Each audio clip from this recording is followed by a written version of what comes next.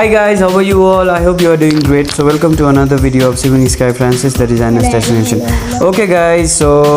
आजको भिडियोमा चाहिँ म तपाईलाई एउटा इन्ट्रेस्टिङ चिज सिकाउँछु अनि इट्स भेरी युजफुल अनि तपाईले यो घरमा युज गर्न सक्नुहुन्छ अनि एकदमै इजी 2 मिनेट पनि हैन ओन्ली 1 मिनेटमा नै तपाईले यसलाई तयारी गर्न सक्नुहुन्छ specially the festival like Diwali and also दिवालीको लागि यो एकदमै युजफुल छ सो तपाईलाई यदि क्यान्डल लाइट डिनर गर्नु मन छ भने अथवा दिया डिनर गर्नु मन छ भने तपाईले यो चलाउन सक्नुहुन्छ सो आज हेर्नुस् म तपाईलाई कसरी बनाउँछु सो भिडियोलाई सुरुदेखि अन्तिमसम्म हेर्नु ल अनि if you haven't subscribe my channel then do subscribe like share and comment so now without any due let's get started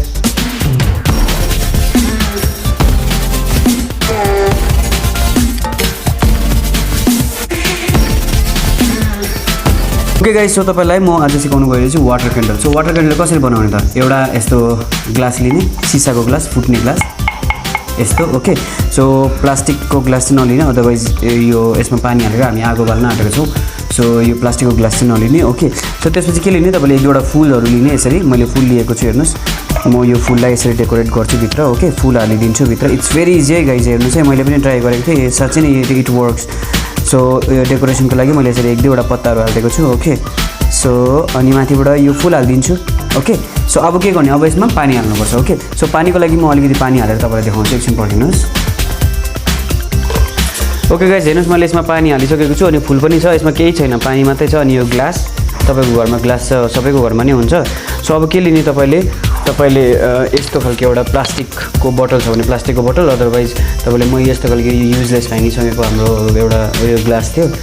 so यो अब यसलाई म राउन्ड शेपमा काट्छु अनि तपाईँलाई देखाउँछु इट्स भेरी इजी ओके काट्नु चाहिँ सानो काट्ने ओके अनि तपाईँले प्लास्टिकको बोतल पानी खाएको प्लास्टिकको बोतल छ भने पनि हुन्छ या यस्तो छ भने पनि हुन्छ सो द्याट यदि तपाईँले फोइल पेपर चलाउन चाहनुहुन्छ भने त्यो पनि चलाउँदा हुन्छ सो यसलाई चाहिँ म अलिकति सर्कल वेमा काट्छु ल हेर्दै गर्नुहोस् ओके हेर्नुहोस् सो अब म काट्दैछु यसलाई यसरी मैले काटेँ हेर्नुहोस्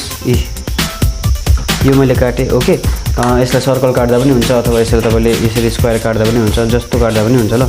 यो चाहिँ अनि बिचमा चाहिँ र यस्तो गर्ने अनि बिचमा चाहिँ एउटा छेड बनाउनुपर्छ यसरी ओके यो छेड बनाइसक्यो यो छेड किन बनाएको हामीले किनभने यसबाट हामी अब यो कटन हाल्छौँ कटन पनि तपाईँले पूजा घरमा चलाउने अलिक उता लैजाउँ न पूजा घरमा चलाउने कटनहरू चलाउँदा पनि हुन्छ ओके सो यसरी हाल्ने यस्तो गर्ने यो यस्तो गर्ने अनि तेल पनि घरमा नै युज गर्ने किचनमा युज गर्ने तेल चलाउने सो म यो तेल चलाइरहेछु अलिकति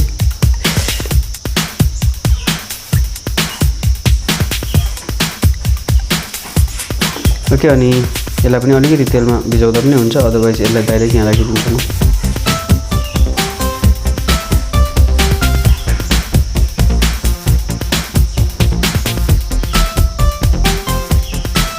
ओके सो अब के गर्ने अब तपाईँले यो आफ्नो लाइटर अथवा माचिस लिने त्यसपछि यसलाई बालिदिने अब तपाईँको यो रेडी भयो यो घन्टौँ बल्छ एकदमै तपाईँलाई 2-3 घन्टासम्म बल्छ अनि यो दियो अहिले चाहिँ दियोको ट्रेन्ड नभएर अहिले यस्तो ट्रेन्ड आएको छ सो तपाईँले पनि यो ट्रेन्ड फलो गर्नु होला अनि घरमा तपाईँले यसरी राख्नु भने it looks so beautiful okay जल्दैन पनि यो फुट्दैन पनि केही हुँदैन अनि राम्रो पनि देखिन्छ at the same time stylish पनि देखिन्छ अब दियोको जमाना गयो अब तपाईँले यस्तो चलाउँदा पनि हुन्छ ओके गाइस सो आजको भिडियोलाई यति नै अब भेटौँ मेरो नेक्स्ट भिडियोमा तबसम्मको लागि stay safe stay home and stay bless okay guys by